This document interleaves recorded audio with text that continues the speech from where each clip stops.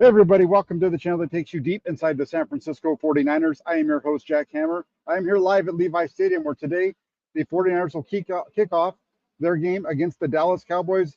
It's going to be about 3 hours from now. The 49ers Cowboys here at Levi Stadium, week 5 of the NFL season for the 49ers coming into this game at 4-0, the Dallas Cowboys at 3-1. The importance of this game cannot be overstated. The 49ers need to win this game in order to maintain pace to have home field advantage when the NFC playoffs begin in January. Right now, the Cowboys are a game behind the 49ers, but a loss today for San Francisco would mean that the Cowboys have the advantage over them in the tiebreaker. Also, we don't know what's happening exactly with the Eagles. I saw the game was tied down in Los Angeles. The 49ers Eagles are on a collision course for that week, that December 3rd game down the road. But this is all about making sure that you can keep on pace to have home field advantage for the playoffs. That's been the 49ers' big bugaboo the last couple of seasons. Why they haven't been able to make it to the Super Bowl, I feel, has a lot to do with the fact that they have not played that game at home. So let's get into it. Let's take a look and let's preview this game today. I want to shout out a few folks over in the comment section. We have Raphael562Niners, good member of the Toolbox. That's why he has a $sign next to his name. He says, let's like and subscribe, everyone. Thank you, Raphael. Good to have you on board. We also have Lucas Pesci, another member of the Toolbox. Says, hi, Jack. I'm ready for some 49ers football. How can you not be? 49ers Cowboys. This is one of the best rivalries in the NFL. Tons of history, tons of experience with these games. At least for myself, going back to the early 80s, 1981, my first exposure to it with that NFC Championship game there. So this is going to be a fun one today. Mike Pelton says, let's go. Alan Elizer, good afternoon, Jack. Let's go Niners. Peter Lee, hey, Jack, it's been a long time. Not sure if you remember me. I called into your show a long time ago last season. Peter, I definitely remember you. I recognize that name. Good to have you back. Where you been so long? Come on, stay on board. It's good to have you here. He said Peter also says that the Eagles defense looks suspicious right now versus the Rams. Hey, that Rams defense is a really solid, or excuse me, the Rams offense is really solid, especially now with Cooper Kupp. You get Cooper Kupp, Puka Nacua, Tutu Atwell. That's a really nice receiving core down in Los Angeles. Matthew Stafford delivering the ball. Tyler Higbee, not a bad tight end either.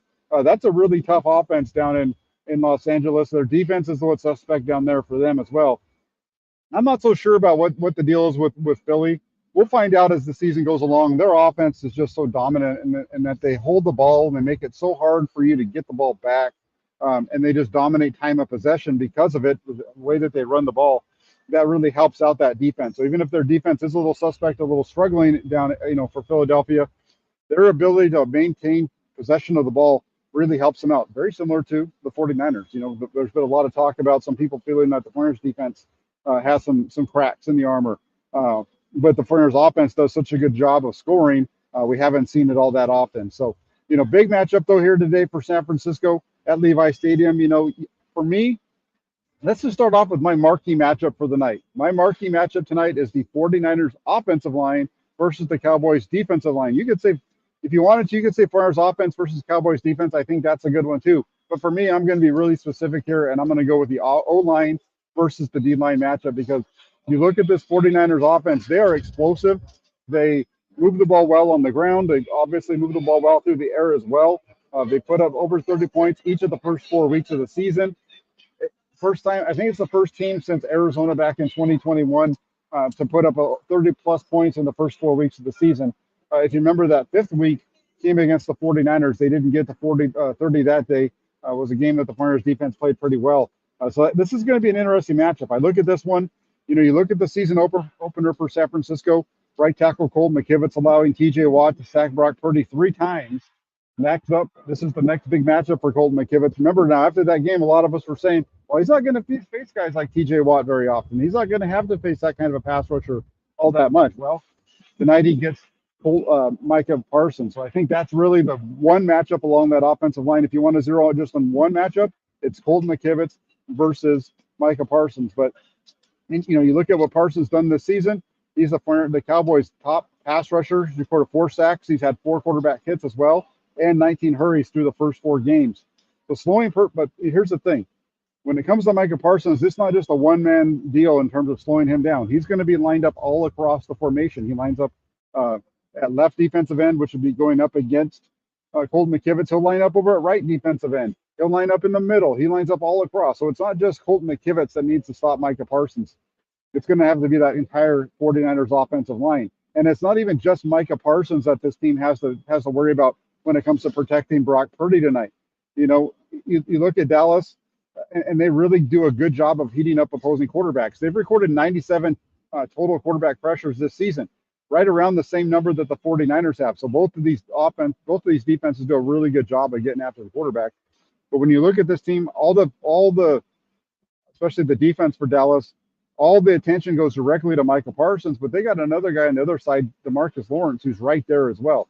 The defensive end has a couple of sacks this season.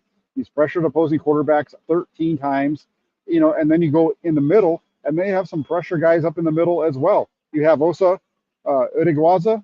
I'm blowing his name, I'm sure. Digawuza. He's the interior guy there, Osa. He could really cause problems for Spencer Burford and Aaron Banks. He lines up primarily on both sides, but against the guards, doesn't play much against the center. Most of his snaps are going against guards. So that's going to be a tough matchup. Spencer Burford has struggled at times this season. All the attention that we've been focusing on Colton McKivitz, Spencer Burford has had the same kind of issues as McKivitz throughout this season. So you get Osa in the middle. You get DeMarcus Lawrence on one end. You get Micah Parsons going all over the field. This is going to be a real tough day for the 49ers offensive line. And I think if you're looking at this from a 49ers perspective, how do you beat it? You got to get the ball out quick. We've seen the 49ers do a really good job of getting the ball out early. So far this season, you know, you go back to that game week 1 against Pittsburgh where they gave up those 3 sacks to TJ Watt, but that score was already 20 to nothing before Watt started to even make his presence felt. So I think when you look at the 49ers, I think Colton McKivitz is going to struggle at times today. Colton McKivitz is probably going to give up a sack, maybe 2. I would say Spencer Burford is probably going to give up a sack today. You know, the other guys on this offensive line are pretty solid. And I think when you look at it, it's just a matter of this 49ers offensive line slowing those guys down. It's about Brock Purdy getting the ball out of his hand like we've seen. And the other thing here, too, is the 49ers are really good after the catch. So that plays into their strengths as well in terms of slowing down that pass rush. And also Christian McCaffrey, right? Christian McCaffrey, a guy who's leading the NFL right now in rushing yardage. You put all that stuff together, that's how you slow down this Dallas Cowboys pass rush. There's a lot of different things go into it, you know, and so that, you know, the first talked about Nick Bosa in the beginning. Nick Bosa is going to have a big game. The entire 49ers defense has to have a big game today. When I look at this game from a defensive perspective, it's 2 guys that you need to shut down. The 49ers need to shut down Tony Pollard and CeeDee Lamb. You know, you look at where Tony Pollard is, he's one of the best running backs in the league. His injury last year in the divisional round game here at Levi's played a big role in the 49ers being able to come back and win that game. You know, you look at it through the first 4 weeks, he has 311 rushing yards, which is 5th best in the NFL. Comes into this game having rushed for 70 or more yards in each of the last 3 weeks.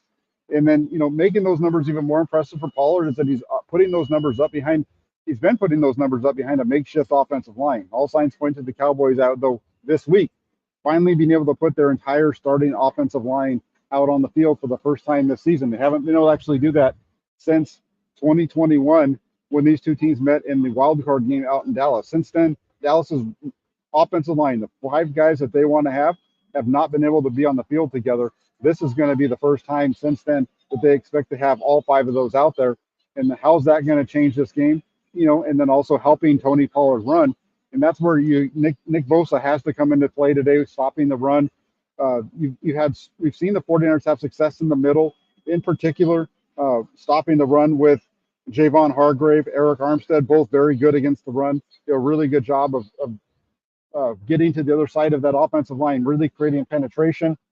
And then that allows guys like Fred Warner and Dre Greenlaw to make those plays in the backfield, make those plays around the line of scrimmage to help stop running backs.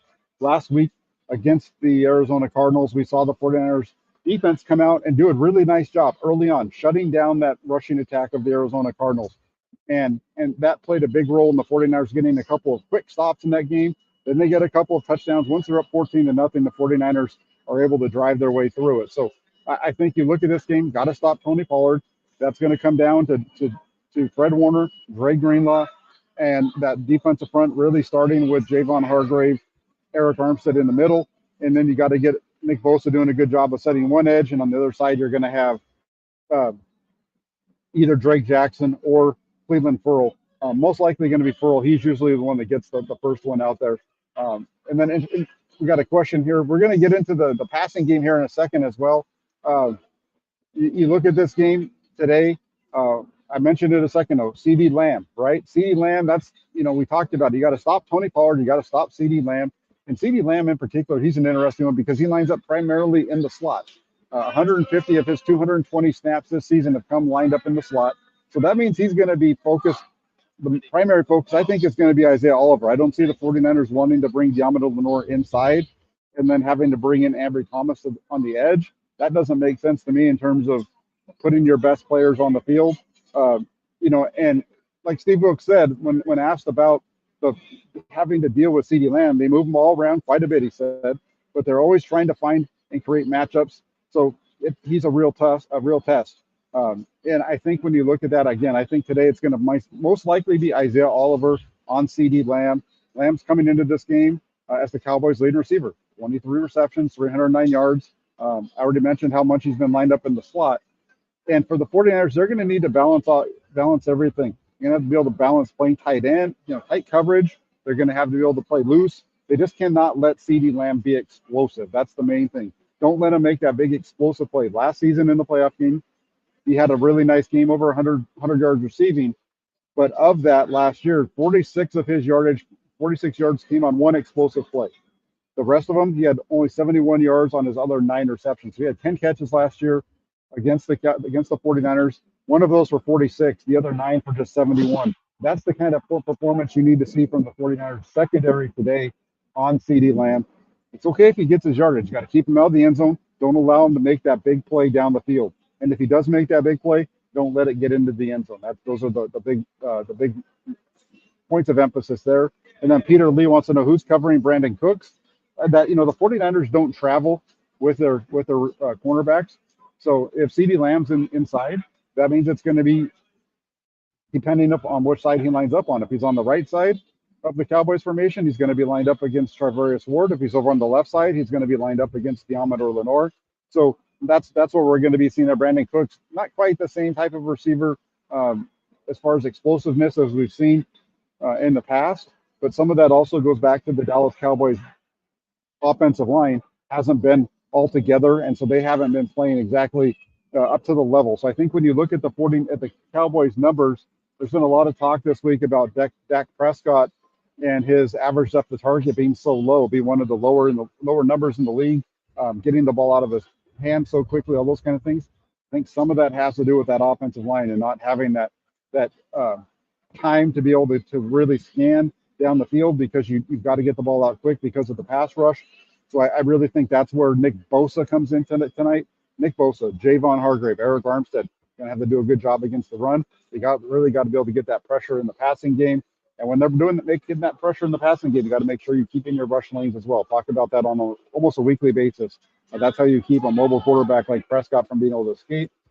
And Prescott's not the same as he once was. Prescott's not quite the mobile quarterback that he was before the ankle injury that he suffered.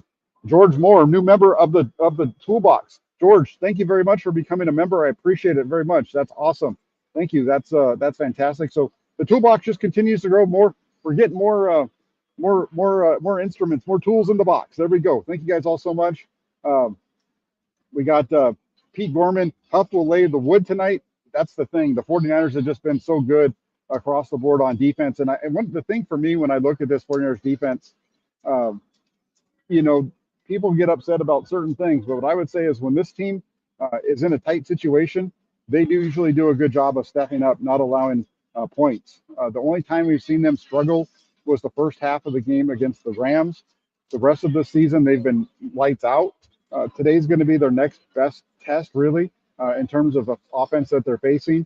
I can see this maybe being a little bit of a struggle for them early on, but as the game goes along and they get their adjustments made, I think the 49ers will be able to handle their business on the defensive side. I think it's going to be a really good one. Action Figure Archive wants to know who wins the turnover battle. I think the 49ers need to win the turnover battle if they're going to win this game. If they don't, if the 49ers turn the ball over more than the Cowboys tonight, they will not win this game. That don't even have to really ask me on that one. Just look at the number. Since 2021, when the 49ers don't win the turnover battle, they're 1-9. That's the number. 1-9 when the 49ers lose a turnover battle since the start of the 2021 season. And they win at a very high rate when they either win that turnover battle or it's even. So you can't lose that today. Raphael 562 Niners says that the Dak is going to be throwing 2 interceptions tonight. That could be the case. I could see that, especially with the pressure that the 49ers defense puts on quarterbacks. So you got to be able to generate some pressure up front. You got to be tight in coverage to get those interceptions on the back end. Alan, SF or S Flood 2542. Do you see a lot of Cowboys fans? Absolutely. There's a lot of blue here tonight. Saw a lot of blue while I was driving into the parking lot. As now that the gates are open, you're starting to see a lot of Cowboys jerseys. The Cowboys fans travel well. And they always have a good presence at the games in San Francisco, or here in Santa Clara. So I would expect to see a lot of blue in the stadium. Hopefully, we don't have any issues tonight like we've seen around the NFL with some other games. Hopefully, the 49er fans can hold their own tonight. When it comes to the 49er side of the ball and how what they need to do, I look at this as a couple of things. Number one, you look at the yak, right? For the 49ers, that yak attack that they have, they're one of the best teams in the league when it comes to yards after the catch. They're averaging 5.6 yards after the catch this season. That's 7th best in the NFL. Part of the reason that number isn't higher, well, Brock Purdy's pushing the ball down the field a little bit more than he did last year. They're not running quite as many screens and those types of things. You're seeing the ball getting down the field a little bit more. That doesn't necessarily always provide for big run after catch opportunities. Plus, Deebo Samuel hasn't been the primary weapon like he had been in the past. It's been a lot more Brandon Ayuk, and Brandon Ayuk's a tremendous receiver. He's just not the run after the catch threat that a Deebo Samuel is, or even a George Kittle, or even you can even turn your eyes on that one to Christian McCaffrey. I think tonight you look at the pressure the 49ers are going to see from the Cowboys front, and you look at the yard after a catch number that the Cowboys have allowed, 5.7. 5.6 for the Niners, 5.7 allowed by the Cowboys. This feels to me like it fits in perfectly for the 49ers and what they like to do on offense. If they can get that yak going, if they're getting pressure and you're able to hit some little throws, some screens to Christian McCaffrey or Deebo Samuel and pick up 8, 9, 10 yards, those are the ways that you slow that pass rush down, and that's what eventually opens up those deeper throws for Brock Purdy, who has just played very well throughout the season. And I don't expect to see him step back tonight at all. He's going to face a lot of pressure. I would expect to see him have guys around him, but he's done a really nice job so far of being able to move around. You look at the game last year against Dallas. Brock Purdy had a lot of guys open down the field, a lot of chances in that 15 to 20 yard range of guys. When I say down the field, that's what I'm talking about, where he didn't take shots. He talked about that this week, where he felt like he just got a little rushed and didn't stay within the game plan. I think that's really the focus for Brock Purdy tonight. If he can stay within the game plan, make those underneath throws, I think it's going to be just fine. Andrew H says, is the guy that replaced Diggs any good? Yeah, he is. Deron Bland, a cornerback that the Cowboys drafted out of Fresno State a couple of years ago. He has stepped up and replaced Diggs in that Dallas secondary. He's a really nice player. He had been more of on a reserve role, kind of in the nickel slot type of position. But now with Diggs out, Deron Bland steps in, and he's a pretty good corner. He had a pick six last week against New England. He's a solid player. So I do look at this game, and I think the 49ers, when we look at this offense, I think this 49ers offense is a different animal than anything that Dallas has seen yet to this season. They haven't seen any team that comes at you like the 49ers with this type of weapons. The closest that Dallas has seen to the 49ers offense was the Arizona Cardinals. We just saw Arizona here. They're a team that likes to really run the ball. They're going to be physical with you at the line of scrimmage. Their quarterback had a nice game against the 49ers. He had a nice game against the Cowboys the week before as well. And the 49ers are on a different level. The Cardinals went out and scored 28 points against this Dallas Cowboy team. I think the 49ers can do that just the same here tonight. They have the weapons in the run game, in the pass game. I would expect to see the 49ers be able to put up as many as 30 tonight in this one. So, yeah, but Deron Bland, he's been the replacement, and he's been pretty good overall. Good question there. Uh, Real quick, my last point of emphasis for this game, Christian McCaffrey, right? He's the he's as the was the NFC Offensive Player of the Month for September last week with his performance against the Cardinals, 117 all-purpose yards, including 106 yards rushing and 3 touchdowns on 20 carries. He was the NFC Player of the Week. So NFC Offensive Player of the Month of September, the Offensive Player of the Week last week in the first week of October. You know, this week he's going to be playing up facing a Cowboys defense that's allowed 4.6 yards per rush attempt this season, the 7th highest. We've had that coming in last week against the Cardinals. We saw the Cardinals be a team that really gave up a lot of yards on the ground. This matchup, it works out really well, I think, for the 49ers from that standpoint. You know, last year you look at McCaffrey's game against Dallas, he only had 35 yards on 10 carries.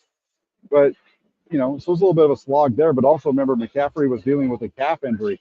You know, he's healthy here. He's leading the league, 459 yards rushing. He's averaging 5.7 yards per attempt. And like I said, I think Dallas has faced only one balanced offensive attack like San Francisco this year, and they allowed 28 points and lost that game. You know, you look at who Dallas has played this season, right? The offenses that they faced. The New York Giants, they're not good. The New York Jets, they're not good. And the New England Patriots, and the New England Patriots are awful right now. They got shut out today. At least that's the last time I saw the score. It was 34-0 to the New Orleans Saints. Mac Jones had been pulled out of that game. So Dallas has faced a bunch of dog meat offenses with the exception of Arizona, and Arizona beat them, scored 28 points on them. Now they come in here. They know a lot about what San Francisco likes to do, but they do a lot of what Arizona likes to do. They played the Philadelphia Eagles 2 times every year. But they knew what they were getting themselves into in that game, and they still weren't able to come out on top. Now, remember, like I said, they also were missing a bunch of offensive linemen. There were 3 in total that were missing. But I look at this game from a 49ers standpoint. I think this is a game that they win. You know, this offense is really, I think, the biggest, really the biggest reason behind it, right? If you look at Dallas and the 49ers, Brock Purdy in particular, Purdy has led this 49ers offense to 30 points almost every week, except for 2. The Thursday night game when he was dealing with broken ribs up in Seattle, and then against the Cowboys here in the NFC divisional round. Those were the games that he started and finished. Obviously, the NFC Championship game too, but he wasn't really able to play in that one after getting knocked out in the first possession. But you look at that, and I think in this game, when you watch what the 49ers do, the first half is going to tell you how this game's going to go, I think. Because the 49ers offense has been tremendous this season in the first half. They've had 19 first half possessions. They've scored on 13 of those. Of those other 6 in which they didn't score, 3 of those were punts, and then 3 times they were running out the clock to go in at the half. So think about that for a second. 19 total possessions in the first half, points on 13 of them, only 3 punts in the first 4 weeks of the season. The other 3 ended on kneel downs because they were so far ahead. So, you know, I think you look at this, and this is a contest that really fits the Niners coming out strong, getting a nice lead. I could see them being up 17-7, 17, 17-6, maybe even a 17-10 type of a game, going in at half, and then you get to 30 because you're already up 17, and you get a lead early on in the second half, and then you're kicking a couple field goals at the end of this thing to get to 30. But I see the 49ers as a winner tonight by a score of 30-20. If that number sounds familiar to you, you're probably old. That means you're around during the 1992 NFC Championship game when the 49ers and the Cowboys met up the road at Candlestick Park. The Cowboys beating the 49ers that day to go to the Super Bowl by a score of 30-20. That's my number today. I look at this and I think the 49ers, they can get 30 again on this defense. If the Arizona Cardinals can come out and score 28 points against the Dallas Cowboys at home, I see no reason to believe that the 49ers, with all their weapons, so much more than what the Arizona Cardinals can throw at a defense, I see the 49ers being able to come out here and go up by a score of 30-20 over the Dallas Cowboys. And that might be a little bit high, even on the Cowboys side. I just think this 49ers defense is really strong. And again, I think they're ready to go. So the keys to the game, that offensive line has to beat the Dallas Cowboys defensive line, especially early. You got to stop Tony Pollard and CeeDee Lamb on defense. You stop them. I think that's the number. Those are the top keys there. Then on the offensive side of the ball, you got to get Christian McCaffrey going, get that run game going. and then make sure that you're not turning the ball over on offense. Just hold on to the ball, make the throws that are there to be made. Let your players get the ball out quick.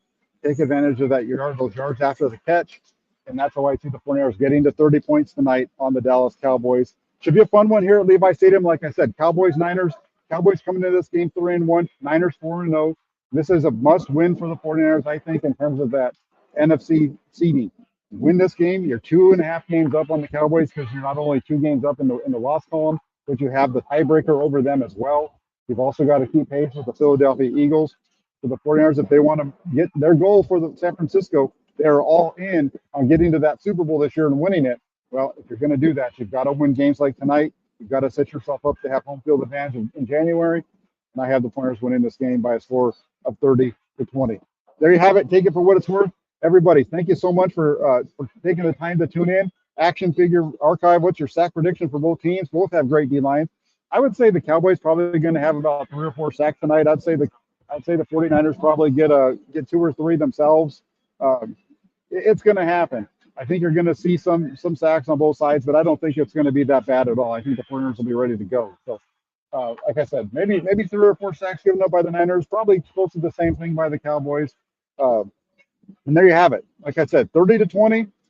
If you guys can do me a favor, if you haven't done so already, please like what you're seeing here. Also, if you haven't done so, subscribe to the channel and then turn on your notifications so you don't miss any of the updates right here on Inside the Farms with Jack Hammer. Enjoy the game, everybody. I will be back afterwards for a post-game show. Make sure as you're watching this game, if there's anything you want to talk about after, bring it over into that post-game show. We'll be going live probably about somewhere about 45 minutes to an hour after the game is over with tonight. We will be going live here on the channel to break down this game for you. So have a good evening, everybody. Enjoy the game. Look forward to talking to you guys afterwards. Take care. We'll talk with you soon.